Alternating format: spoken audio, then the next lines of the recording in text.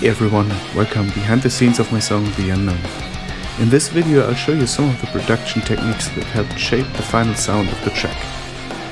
We'll take a look at the instruments I used, some subtle automation tricks, the guitar layering in the final section, and a few details that most listeners probably won't notice consciously, but that make a huge difference in the overall experience. So let's dive into the FL Studio project. Before we get into the details, here's a quick overview of the main tools used in this production. For the drums I used Deviant drums, which gave me the modern and aggressive drum sound I was aiming for.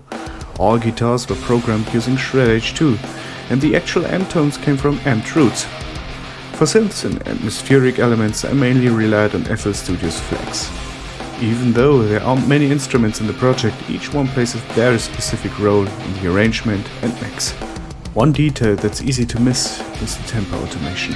Most songs stay at a fixed BPM from start to finish, but in The Unknown I used subtle tempo increases in certain sections. We're only talking about a few BPM here, nothing dramatic. The goal wasn't to make the song feel faster, but to create a gradual sense of momentum and tension.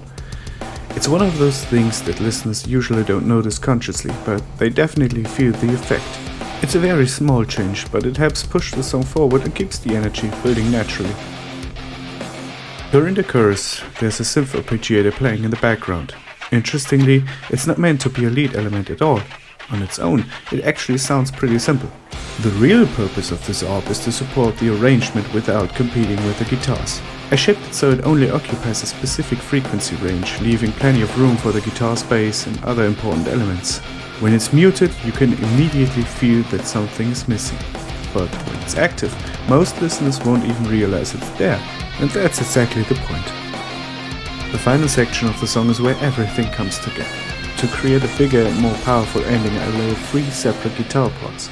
The first guitar carries the main melody. The second guitar adds harmonies and reinforces key phrases.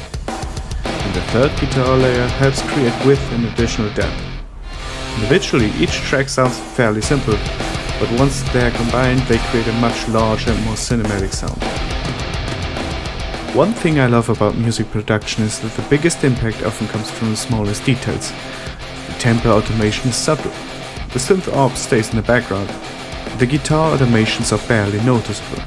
And each guitar layer sounds relatively ordinary on its own.